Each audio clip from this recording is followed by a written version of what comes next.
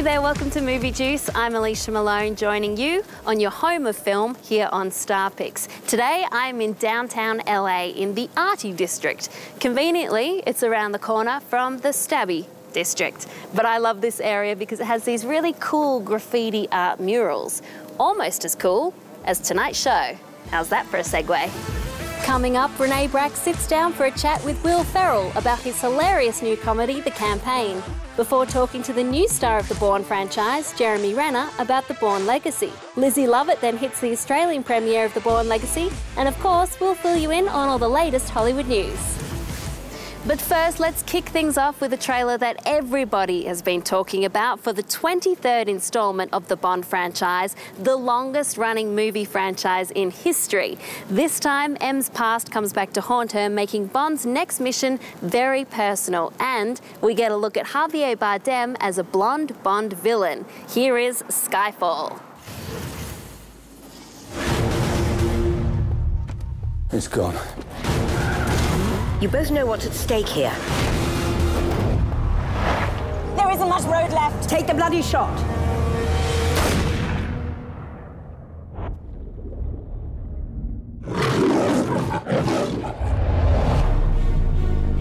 What do you say about a man like that? 3 months ago, you lost the drive containing the identity of every agent embedded in terrorist organizations across the globe. 007 reporting for duty. Where the hell have you been? Enjoying death. I only have one question. Why not stay dead? There's no shame in saying you've lost a step.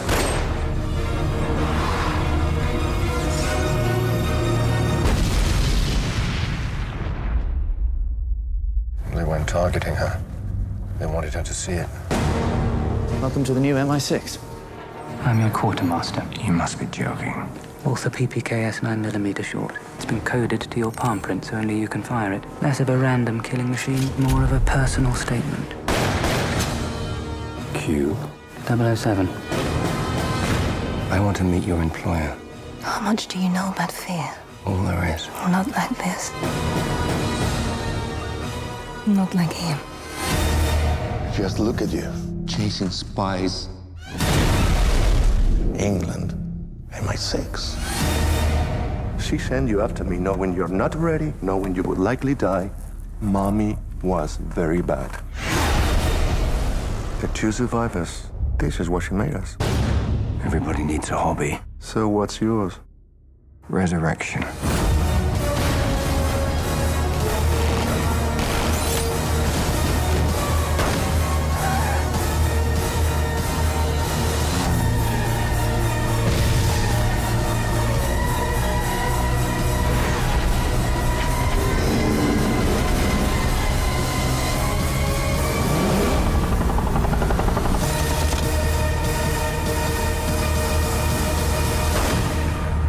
Skyfall won't be in Australian cinemas until November 22. That is a long time to wait.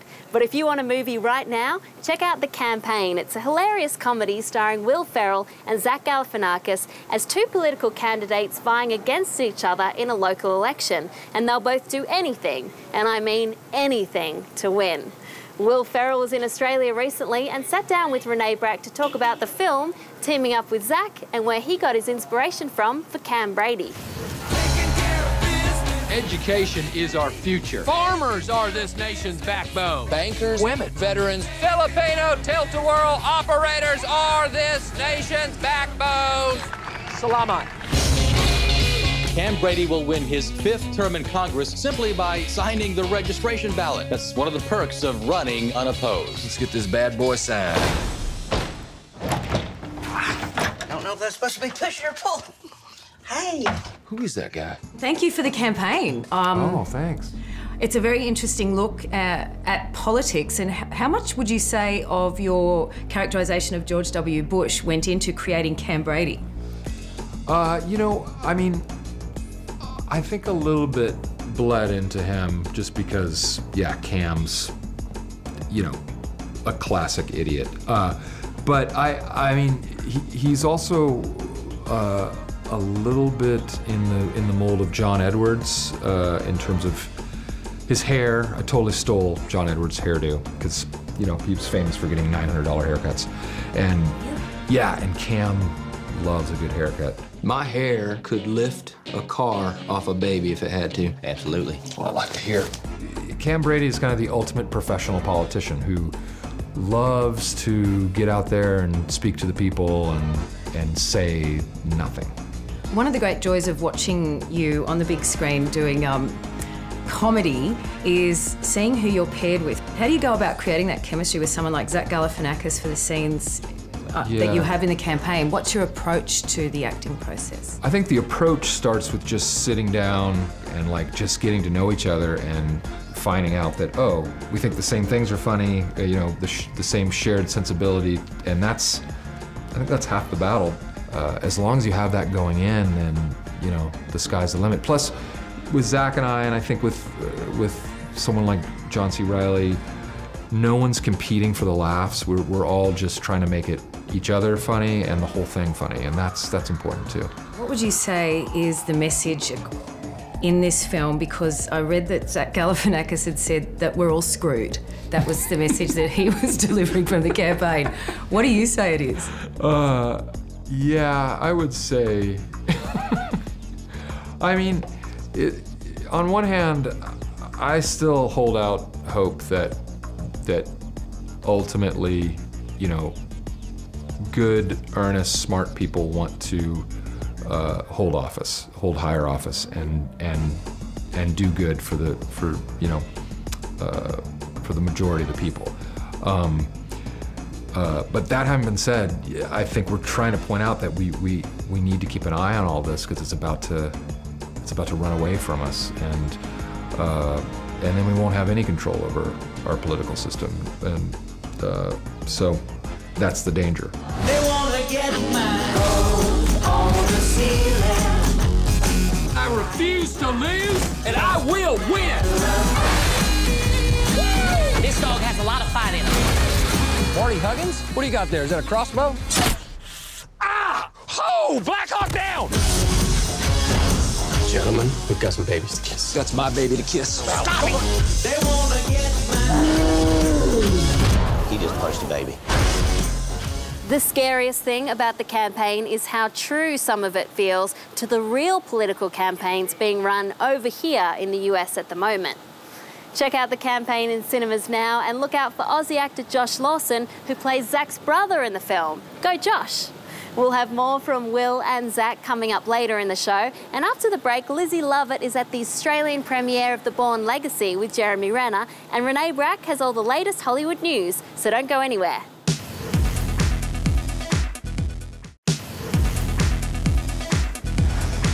Welcome back to Movie Juice. It's summer in LA. We are dancing to Justin Timberlake out here, and it's about a bajillion degrees outside. A scorcher, you could call it. Or you could say it's about as hot as Renee Brack's Hollywood News. Johnny Depp partied with Steven Tyler at an after-party following the Aerosmith concert. The rock-loving actor also spent some time with fans outside Pink Taco in West Hollywood, where we spied Liv Tyler. Just 5 months after giving birth to her third child, Jennifer Garner was ready to flaunt her post-baby body at the LA premiere of The Odd Life of Timothy Green. Although hubby Ben Affleck was unable to attend, she did have her on-screen spouse Joel Edgerton by her side. Jack Black is back in a movie called Bourne. He plays a local mortician. Can I talk to you at some time? Do you have a card? Yeah. Because I have an idea I would love to commission. I don't know if you work that way, but look at that card. He put it on a piece of wood. Who strikes up a hectic friendship with a wealthy widow played by Shirley MacLaine. He is a lazy good-for-nothing. The man's never done anything. I don't think that he would ever do anything Why are you sticking up for his kind? Marjorie, you're making it very hard to be your friend. The film also co-stars Matthew McConaughey in another great role. It takes a lot of money to have so much culture, don't it? To enjoy the finer things in life that you love so much, the ritzy hotels, the first class flying off to the big cities. I mean, it takes a lot of money to live that way, don't it? But the real news here is the real-life story this movie is based on. Jack Black went to Telford Prison to meet the real Bernie. And I said, well, would we be able to go see him? We flew out to this town and went to the prison. And I just thought it was important because I'm playing him, you know. I wanted to see him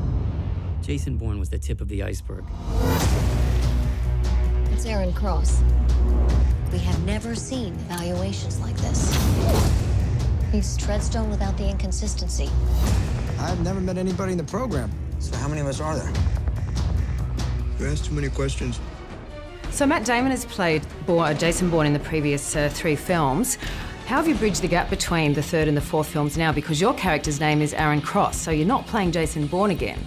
What we're saying is that the events of Ultimatum, what happened at the end of Ultimatum when he went public, when a huge shootout in New York and the death of a reporter in London, those events have clearly raised the stakes. We're saying that Edward Norton is the mastermind of this entire whole franchise that you've been watching, and because this has gotten so loud, he has other programs and they're under threat. And what is different about Aaron Cross to, say, the character of Jason Bourne, and what attracted you then to the role? Firstly was how exciting it was that they could actually continue it, and how that was, and within this different program. Different sort of set of agents and a different set of attributes. It did look like there was some form of, I suppose, extreme backpacking going on when you were doing all the stuff in the snow, but there was some location issues. Well, we're up in Kananaskis, which was in the Canadian Rockies up there. And you know what, it goes back and forth. I'm not sure how much of it has to do with climate change. They get winds up there sometimes. I think when they ran the Olympics in '88, they had trouble with snow. Sometimes Chinook winds come through and they come off the coast and they just melt all the snow off the mountains, and you really don't know what's going to happen. We'd gone up there the spring before and there were 14 feet, and we were getting reports, a month before we went up there was no snow. We got very lucky and got snow right when we were there. Tell me about achieving some of the stunts too, because I can see where you've shot them with a single take, which looked extremely tricky. So what were you doing? What was the most challenging part of getting it all in one take for you? That's the challenging part, getting it all in one. Whereas you're required to go up 3 stories, and it's if I flub up at any certain part, it's a do-over. And what was the trickiest part for you, I suppose, stepping into the director's chair to come into the 4th in a franchise? The hardest thing was to come up with the script. I mean, the script is the hardest part, right? I mean, and coming up with a rationale to have a movie. I mean, we were as skeptical as everybody else. You sort of go, well, why would you want to do this? And people love this, and it has so much integrity. If we couldn't find a way to make it have something really organic and soulful and real that felt like it was a legitimate continuation, there was really no reason to do it.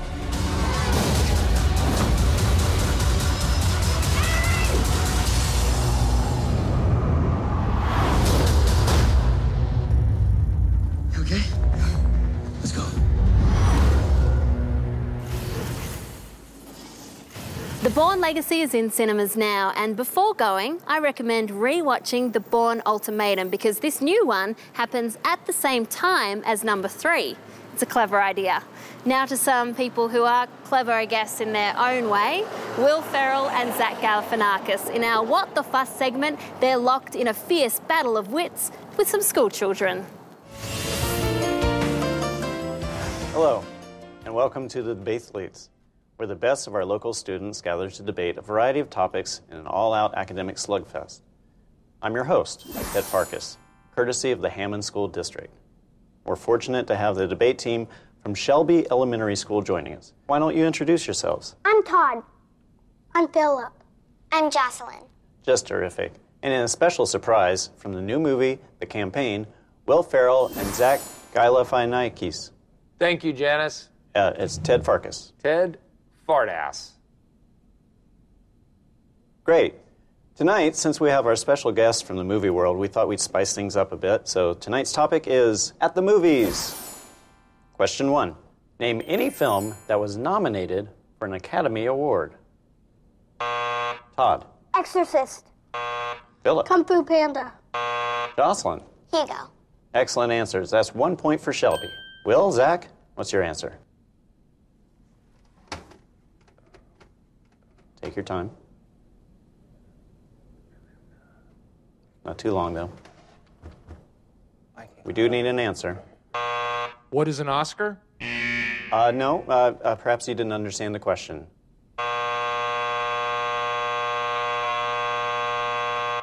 What is the Falkland Islands? No, that's a location. What's eating Nicki Minaj? From now on, just one answer would suffice. Thank you. Moving on. Name any films with multiple sequels. Jocelyn? Harry Potter. Philip? Cars. And Todd. Spider-Man. Another point for Shelby. Spider-Man. I believe that was already given. We'd ask you gentlemen to pay attention. It's pretty interesting coming from a guy named Ted Fartass, you know?